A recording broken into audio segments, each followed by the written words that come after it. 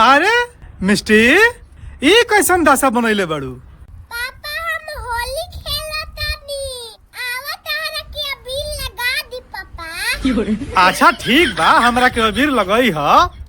बाकी पहिले जे ताहार वीडियो देखेला मिस्टी, जे तारा के प्यार दुलार और आशीर्वाद देला, ओकरा के कुछ ना कहबू?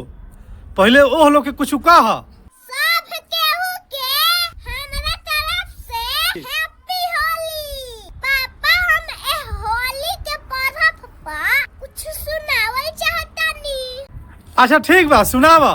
रंग अबीर गुलाल लेके आकाश में उड़ाई जा।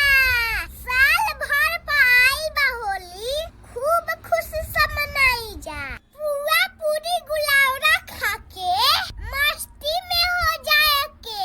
ललका और पियरका रंगवा भौजी के लगावे के।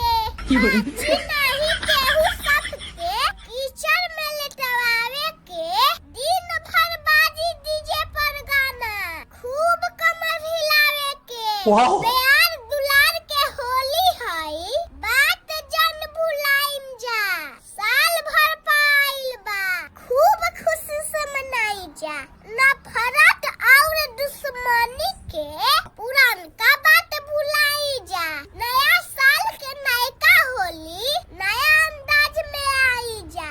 जात पात के बात छोड़ी ऊंच नीच हटाई जा। प्यार के हा परब ई आई भाईचारा बढ़ाई जा। मिस्टी मौसी के बात मानी ए वीडियो के जान भुलाइब जा। साल भर पाइल बा होली, खूब खुशी से मनाई जा।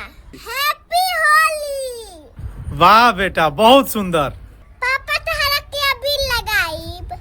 हमरो के अबीर लगाइबू? अच्छा ठीक बा, आओ।